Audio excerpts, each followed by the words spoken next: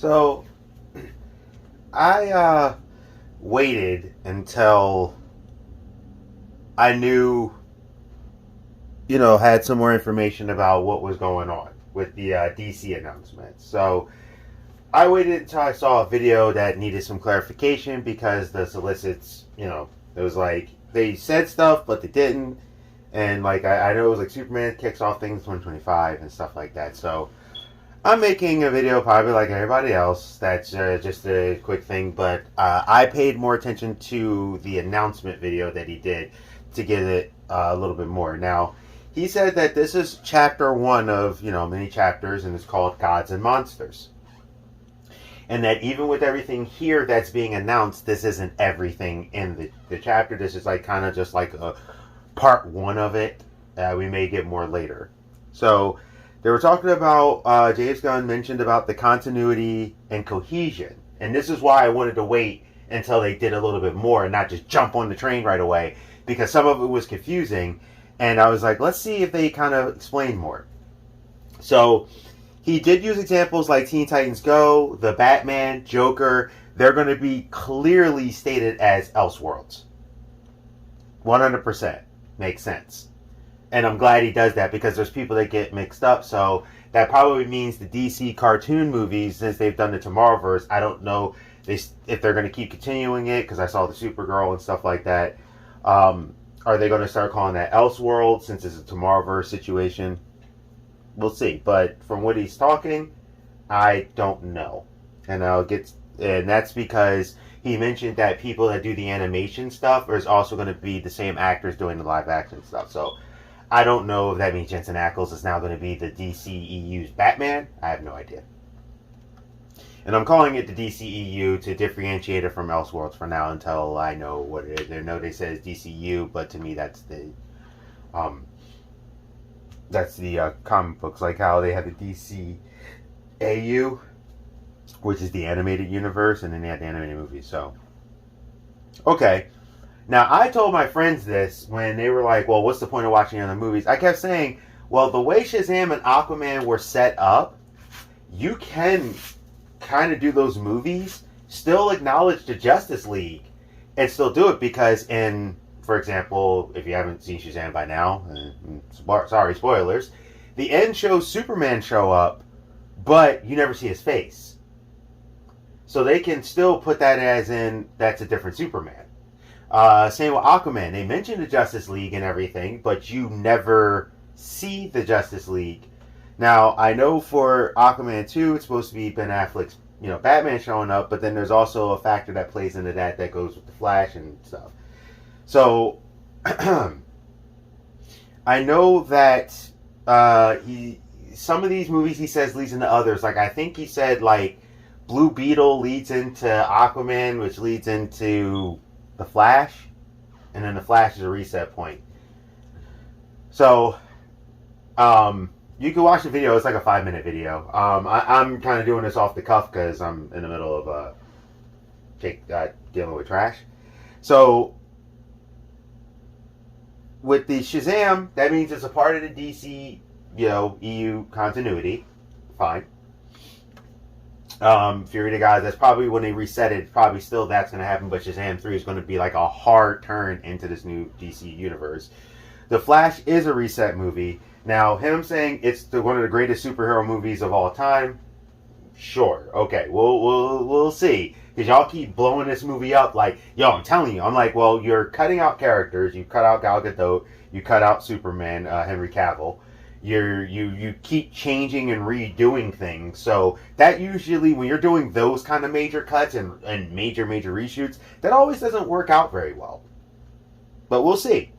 The Flash did look decent, from what I've seen of it. I can't say I just sat there and went, this is all trash. Like, at the same time, the fact that he said something about Cavill, we never hired Cavill. So how could we have fired him? I'm like, but everybody wanted Cavill, but you're keeping Ezra Miller on when Ezra Miller has done horrible, terrible things. But then he said something about how he will give people redemption for tweets, but if they do something too crazy or reckless, that they'll have to take action. And I'm like, Ezra Miller. So there's a lot of people who are going to have issues with the movie simply just because of that. But we'll see. I mean, if it's good, it's good. Reset. Yeah, okay. So the movie is still the Flashpoint idea that they were talking about, which is weird that they keep trying to change some of these projects. I'm like, they're still the exact same project you were talking about. You like made like a twist or a change, but it's like exactly the same. Now, Blue Beetle, that's pretty much going to be their Spider-Man. When they keep talking about a kid, they keep talking about this, their first Latino superhero, blah, blah, blah, blah, blah, that lead his own movie, and they keep going, yeah, this kid's awesome, and then, okay, so you're making him, you're trying to make him your Spider-Man. You're taking Jaime Reyes and trying to make Jaime Reyes your Spider-Man. Okay, Spider-Man, Iron Man, kind of like how the current Spider-Man movies, he's using Tony Stark technology to, give him more exotic kind of suits. Sure, this may work. I think Jaime Reyes is a good story overall. I know they've been trying to do Blue Beetle for a while now. So, okay, they played it through. It didn't look bad from the images I've seen. Now, you have Aquaman 2, which is supposed to lead into things. But then the other issue is you're keeping Amber Heard. But the guy who never did anything to anybody, Henry Cavill, gets to get the boot. And he wanted to play that role. But you're keeping a terrible human like Amber Heard, and you're keeping Ezra Miller. That's 2 points against you already, where the interest has dropped for me. Doesn't mean I'm not going to see it, but you keep her going, I'm going to start losing interest. It depends on how much she's in it or whatever. But at the same time, Aquaman, as crazy as it is, Man of Steel was my jam. Aquaman kind of edges all of them out. I love the Aquaman movie in itself. I just love that freaking movie. I think that movie was amazing. So I'm interested to see Aquaman 2, even though Amber Heard's in it, and I don't like that. And normally I'm not about canceling people for the outside behavior, but because they've canceled so many other people, including James Gunn, for old behavior, and these people are doing current behavior, I'm like, well, what's good for the goose is good for the gander. That's just me. But outside of that, Aquaman 2, from what I've seen of it, looks cool. I'm very interested in it. Overall, like I said, my favorite DCEU movie. Edges out, well, now it's kind of the Snyder Cut movie, but as a single outing movie, Man of Steel was holding it until I saw that movie. Man of Steel is still very close, though. I love Man of Steel. And anyone who doesn't, I don't care. You don't know what you're looking at because you're too busy complaining while you take Marvel dribble and think it's amazing when a lot of it, especially its past phase, is garbage. They've never made anything as bad as She-Hulk, so deal with it. Now, next thing. Cartoon for Creature Commandos, which for some reason kept making me think of the Howling Commandos, the monster one from Marvel with S.H.I.E.L.D. But the Creature Commandos came out first, but I kept calling it Howling Commandos because the last time I seen anything with Creature Commandos was the DC short where it was like the werewolf kept acting like a dog and bringing the grenade back, and they kept getting blown up, so they're getting worse and worse. It was actually a funny set of shorts. A lot of people don't know about that, and I'm curious if it's Sergeant Rock and the Creature Commandos. But with that, James Gunn is writing it. I could see how the Creature Commandos could kind of fit, because he snuck Weasel in there. Like, I could see how that can fit into what he's doing. That's his style. Like, that makes sense because they're very not known characters by everybody, and he can kind of play with them, and it's a bigger group than I'm used to seeing of them, too. Usually Creature Commandos, I have a couple comics of them, they're usually like 3 to 5. Like, this one's a nice little group. Kind of reminds me of Doom Patrol, looking at it a little bit. But that's going to be an animated series. But those same characters will show up in the DCU going forward. Now, you have a Waller TV show that's supposed to bridge the gap between Peacemaker and Peacemaker Season 2, which in turn, low-key, he just announced that there's a Peacemaker Season 2. I don't know, and basically, you know who is going to be working for him by who showed up. Like, at the end of Peacemaker, the only 2 Justice Leaguers that you actually got to see that had lines and did anything was The Flash and Aquaman. So anybody who's worked for James Gunn in the past in these movies, whether it be the Suicide Squad or anything like that, which I guarantee you he didn't say it, the Suicide Squad is a part of this universe because they're also on their outward thing and they connect to Amanda Waller. So Waller, I don't know if she's that popular of a character, but I guess because, they got a Nick Fury show with the Secret Invasion, I guess they're like, well, we could do one too. So sure, we'll see what that is. I really like Peacemaker. I haven't been reviewing shows on my channel just because a lot of people don't seem to care. If you want me to start reviewing shows, put in the comments like, hey, I'm gonna review some shows that I really got me, or I really liked, or I really hated. So I'll work up from there. Along with the comic books, I'll start picking some and see what happens. Now we get to Superman Legacy, which had an image of All-Star Superman. So it's apparently not Superman at the beginning. It's him trying to balance being a Kryptonian versus being a human. We've seen this story before. My whole thing is that if it's not him at the beginning of his career, why couldn't you just use Cavill?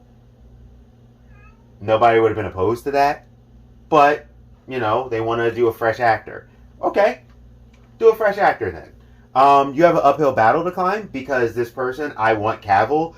Tyler Hoechlin has etched out his own, but he plays a Superman that's much more experienced, which apparently we are getting a couple more seasons of Superman because I think they're going to use Tyler Hoechlin to keep the Superman idea inside the microcosm until they come out with their Superman movie. I got a funny feeling the last season of Superman and Lois is going to lead that following year we're going to get Superman. We got the Lanterns Buddy Cop show with Hal and John.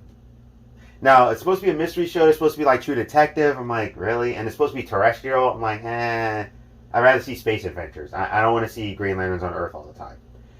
I want to see cool space adventures. They're space cops. Now, what's interesting is that some people are like, oh, yeah, they're doing this. This is basically what they already announced a while ago. So this is one of the... I think some of these projects are actually just adapted from ideas already. They already been talking about they were going to do a Lantern show dealing with the buddy cop thing in space, and it was Greg Berlanti's thing. I think they took what he did, reworked it, and said, we have a cheaper way of doing it. Let's make this on Earth. Because that's what I want to see. Green Lanterns on Earth. All the time.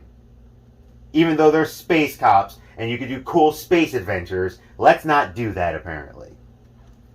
But, however, outside of that, I do like the concept that Hal Jordan and John Stewart are working together. They're pretty much the two most popular Green Lanterns overall.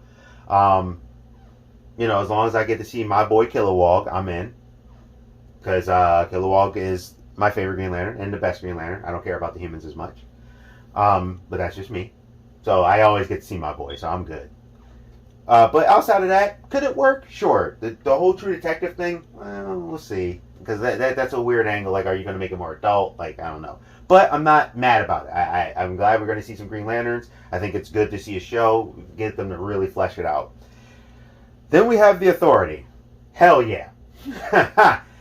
I want to see Midnighter and Apollo. I want to see Midnighter lay waste to somebody. And you got, the nano chick that has the nanos in her blood. The one dude that's, he can control, the cities, in whatever city he's in. There's some... The Authority is a beastly group. And I'm very interested to see how they're going to play that up. Also, that's a Wildstorm property. We're finally getting to see a Wildstorm property in live action. That's one of the projects I'm thumbs up, yes, for. Also, too, that's one step closer for me to getting to see a live action Wildcats. And I've wanted one for years. So, the Authority... if you ever look these characters up, they you got Apollo, who's very similar to Superman. You got Midnighter, who's very similar to Batman.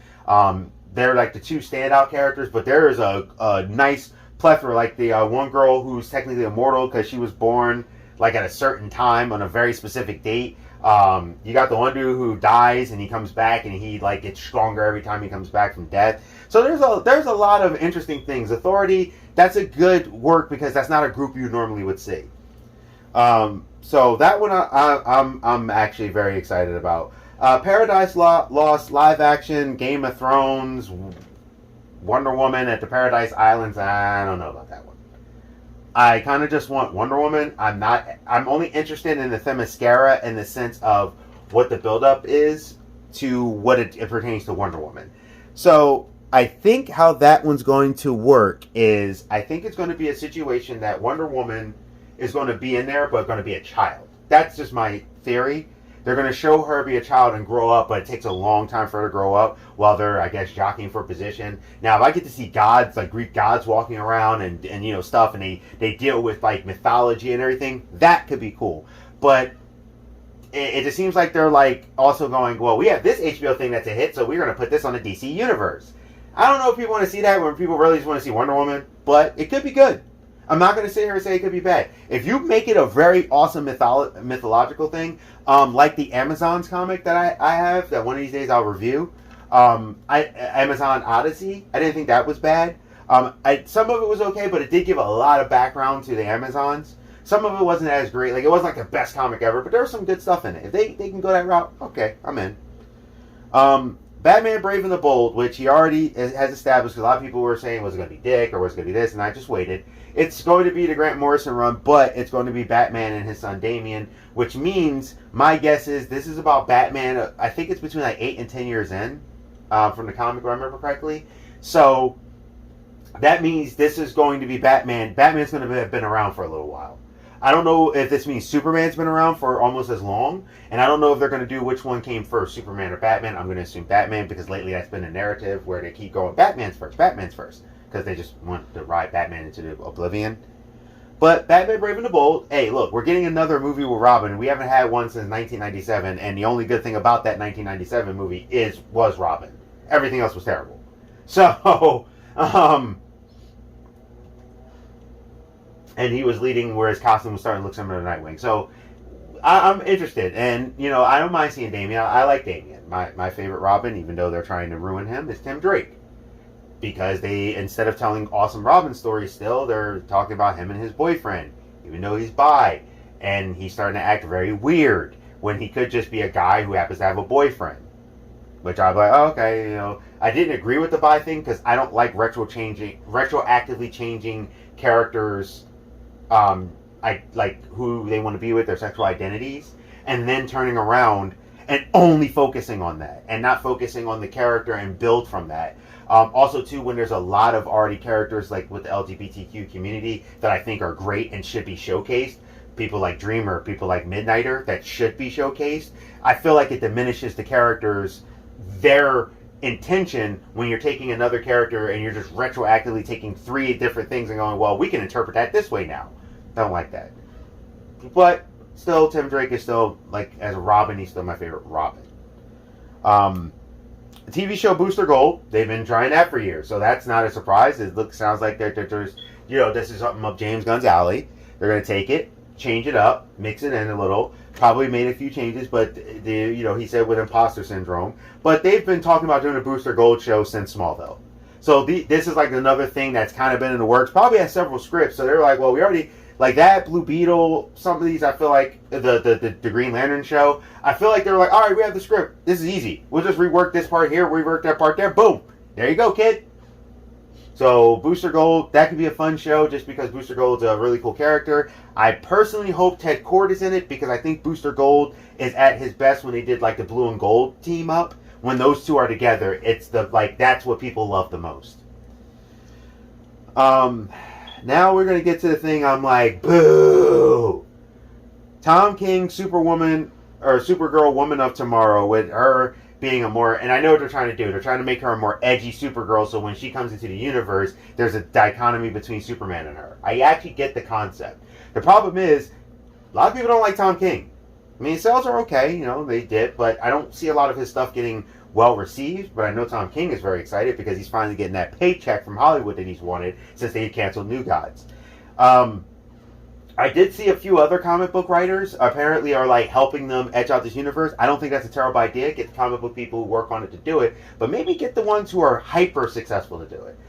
Tom King, he kind of keeps writing the same story over and over and over again about the deconstruction of the superheroes, and I'm tired of that. I want the superheroes just to be freaking superheroes. Sometimes the deconstruction is good, but I don't know. Maybe when they adapt it may work, just because we've always had the happy-go-lucky Supergirl, and maybe having a little bit harder edge Supergirl might actually work in favor of the story that they're trying to tell. So she really stands out away from Superman, so she doesn't feel like just a female version of a young version of Superman. So, I could see it working, but I don't know if this was the best approach. I'm not like a lot of people. I used to like Tom King, but his stuff sputters out. I hate Heroes in Crisis. I will always hate Heroes in Crisis because you turned Wally into a stupid murderer. I don't care that they fixed it. Heroes in Crisis is garbage because what you did to Wally West. It's unforgivable. So ever since then, I've not liked anything he's written because everything's been like that same crap. Lastly, we have Swamp Thing. Now with Swamp Thing, that's a horror situation. I don't think that's a bad idea. A lot of people seem to like the show. The show went a horror route. Swamp Thing lends itself to horror, actually. Also, I'm expecting that if Swamp Thing gets off the ground really well, we are going to get a Swamp Thing 2, which hopefully by that point, that's going to introduce their version of Constantine. And I heard that we're still getting Constantine with Keanu Reeves, but that's going to be an Elseworld story. So these things aren't terrible. Some of them I'm more excited about than others. Some of them I'm curious about, and a couple of them I'm like, eh. The majority overall, I'm like, all right, let's see. Let's go. Let's see what comes out of it. I don't think James, and I'm actually a fan of James Gunn. Like one of my favorite movies he's ever did, which was Slither. I love Slither. It's like one of his first major outings. Like the dude, a lot of people don't realize there's a lot of things that James Gunn has actually done. My favorite zombie film, which was the Dawn of the Dead remake, was penned by James Gunn. So for anybody who's like, oh, James Gunn can't do a serious role, he wrote the remake to Dawn of the Dead, the remake, and that was completely serious. So that means like he can do it. It just depends. But lately he's been known for that humor, so I'm kind of hoping he gets away from that for some of these characters. Like I don't want to see Superman and feel like I'm watching Guardians of the Galaxy. So we'll see. Overall, I don't think the slate's bad. They've check-marked everything. They have their LGBTQ, they have their Latino representation, they have their black representation, they have all these things, so people should be happy with the check marks. They went across the board. They have their straight white males, they have their non-straight white males, they have their females, they have this, which covers a lot of bases, and I don't think that's a bad idea, because that's a soft way to represent characters and use them properly without making it forced. Marvel, you know how Marvel likes to do these things. Marvel, instead of actually just telling you the story and then making it an aspect of the character, not the whole character. Marvel. So we shall see what happens here. Hopefully they're not too late in the game. And I think the major universe he said kicks off in 2025 with Superman. These other ones are lead-ups to it, but they are a part of it. So tell me what you think. Like I said, some of it I'm way more excited. I'm definitely excited about The Authority. And I'm curious about Creature Commandos. This is a Geek Protagonist. You stay safe, you stay healthy, you stay real. Oh, and I'm curious about Swamp Thing. Superman, we'll see. But I'll see you.